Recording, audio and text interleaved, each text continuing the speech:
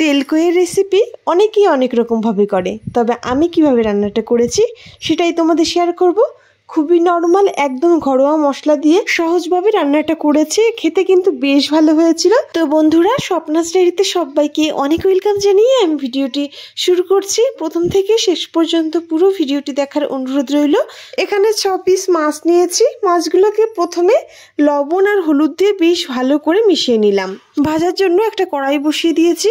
কড়াইটা বেশ গরম হয়ে গেলে দিয়ে দিলাম কিছুটা সর্ষের তেল। তেলটাও বেশ ভালো গরম হয়ে গেছে। এবার দিয়ে দেবো এক এক করে মাছগুলো। প্রথমে 3 পিস মাছ দিয়ে দিচ্ছি। মাছগুলোকে হালকা ভেজে নেব। তেলকই করতে মাছটা কিন্তু হালকা ভেজে নিতে হয়, নাহলে কিন্তু তেল মশলাটা মাছের মধ্যে ঢুকবে না। আঁচটাকে কম রেখে মাছগুলো দিয়ে দিলাম। এপাশ ওপাশ উল্টে হালকা ভেজে তুলে নিচ্ছি। দেখতেই পাচ্ছো মাছটাকে জাস্ট উল্টে দিলাম, বেশ লালচে রঙই ধরেছে। এবার তুলে নিচ্ছি।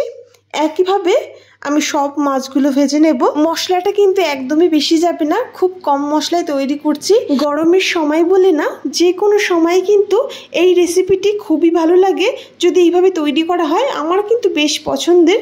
তোমরা অবশ্যই এইভাবে একবার অন্তত ট্রাই করে দেখতে পারো। একই রকম হালকা ভেজে তুলে নিচ্ছি। সেই তেলেই আমি রান্নাটা করে নিচ্ছি। তেলের উপর দিয়ে দিলাম 1/2 চামচ কালো জিরে। ভালো করে ভেজে নেওয়ার পর যখন সুন্দর একটা ফ্লেভার চলে আসবে, সেই টাইমে এখানে দিয়ে দেব 1.5 চামচ শুকনো লঙ্কা, কাঁচা লঙ্কা আর জিরে আমি একসঙ্গে মিক্সিতে বেটে রেখেছিলাম। সেই মশলাটা দিয়ে দিলাম। তারই সঙ্গে 1 চামচ আদা বাটা। তেলের সঙ্গে ভালো করে মশলাটাকে প্রথম মিশিয়ে নিলাম। এবার এখানে অ্যাড করব পরিমাণ মতো হলুদ আর লবণ। আমি যেটুকু লবণ লাগবে সেই আন্দাজ করে পরিমাণ মতো লবণ আর হলুদটা দিয়ে দিলাম, যাতে পরে আর আমার দেওয়া না লাগে।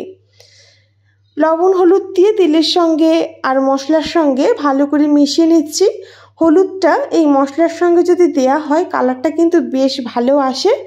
নেড়েচেড়ে ভালো করে মিশিয়ে নেওয়ার পর এবার এখানে অ্যাড করে দেবো কিছুটা জল, মশলাটা বেশ ভালো করে কষিয়ে নেওয়ার জন্য। জলটা দিয়ে ভালো করে প্রথম মিশিয়ে নিচ্ছি। এবার এখানে অ্যাড করে দেব একটা টমেটো কুচি। এই জলটা আর টমেটোটা দেওয়ার পর আরও কিছু সময় ভালো করে কষিয়ে নেব, যত সময় না মশলা থেকে তেল ছেড়ে দিচ্ছে।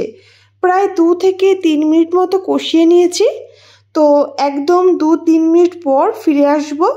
তো দেখো বন্ধুরা, মশলা থেকে কিন্তু তেল ছাড়া শুরু করে দিচ্ছে আর কালারটা কিন্তু অসাধারণ আসছে। যেহেতু এখানে টমেটো দেওয়া হয়েছে আর তেলের উপরে লবণ আর হলুদ দুটোই দিয়ে দিয়েছি। এবার এখানে অ্যাড করছি সামান্য চিনি। যেহেতু একটা টমেটো দিয়েছি, স্বাদটাকে ব্যালেন্স করার জন্য সামান্য চিনি অ্যাড করেছি। মশলাটা ভালো করে কষাতে থাকবো আর সেই টাইমের মধ্যে টমেটোটাও খুব ভালো গলে যাবে আর টমেটোর যে কাঁচা গন্ধটা সেটাও কিন্তু থাকবে না। তো দেখো 2-3 মিনিট পর ফিরে এসেছি আর এই অবস্থায় মশলা থেকে খুব সুন্দর তেল ছেড়ে দিয়েছে আর টমেটোটাও খুব সুন্দর গলেছে। এবার অ্যাড করব ভেজে রাখা মাছগুলো।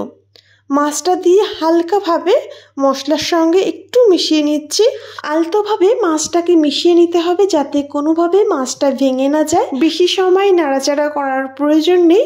মশলার সঙ্গে মাছটাকে একটু মিশিয়ে নেওয়ার পর এখানে জল অ্যাড করে দিচ্ছি। এখানে অবশ্যই গরম জলই অ্যাড করবে, তাহলে কিন্তু স্বাদটা খুব ভালো আসবে। এক্সট্রা আর কোনো মশলাই যাবে না। এই মশলার সঙ্গে মাছটাকে মিশিয়ে নিলাম। এবার দিয়ে দেবো পরিমাণ মতো গরম জল। ফ্লেমটাকে বাড়িয়ে রেখে জলটা দিয়ে দিলাম। যে যেরকম ঝোল পছন্দ করো সেই হিসাবে জলটা দিয়ে দেবে, তবে এখানে আমি মিডিয়াম জল দিচ্ছি। জলটা দিয়ে ভালো করে মশলার সঙ্গে মাছটাকে মিশিয়ে নিলাম। নেড়েচেড়ে ভালো করে মিশিয়ে নেওয়ার পর আরও একটু কিন্তু জল আমি দিচ্ছি। জাল করার পর বেশ খানিকটা ঝোল কমে যাবে, তাই আরও সামান্য জল দিয়ে মাছটার সঙ্গে ভালো করে মিশিয়ে নিলাম। তারপর ঢাকনি দিয়ে ঢেকে 5 থেকে 7 মিনিট জাল করে নেব একদম লো ফ্লেমে। আর মাঝে আমি ঢাকনি তুলে নেড়ে দিয়েছিলাম।